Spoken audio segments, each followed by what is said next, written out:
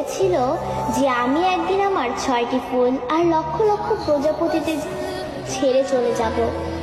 এমন একটা দিন আসবে যেদিন আর্মিদের মাঝে সকালে ঘুম থেকে উঠে আর্মিরা ফোন হাতে নিয়ে মনে পড়বে যে আজ বিটিএস এর লাস্ট কনসার্ট বা আজ তাদের ডিসব্যান্ড হওয়ার দিন।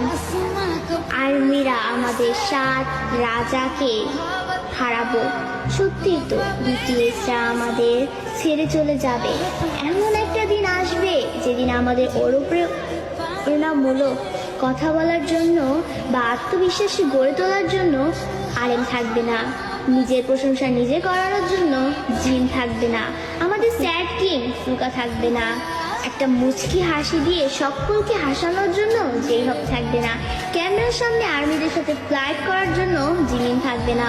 হয়তো এমন একটা দিন আসবে যেদিন আর্মিদের পাগলামো করে হাসানোর জন্য তেইয়াং থাকবে না। হয়তো সেদিন এমনও হতে পারে বানি ইসমাইল দিয়ে র্যাপ মনস্টার বলার জন্য জাঙ্কুক থাকবে না। সেদিন হয়তো বা বিটিএস নামক ওই ব্যান্ডটা থাকবে না।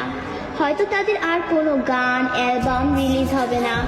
আমরা হয়তো বা আমাদের 7 রাজাকে আর কোনোদিনও ফিরে পাবো না।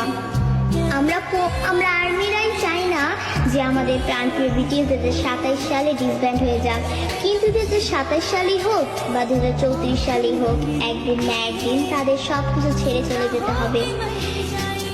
ডোরেমনও তো রোবট হয়েও সারা জীবন নোবিতার কাছে থাকতে পারেনি, তবে বিটিএস মেম্বারও তো মানুষ, তারা কিভাবে পারবে আমাদের সাথে সারা জীবন থাকতে?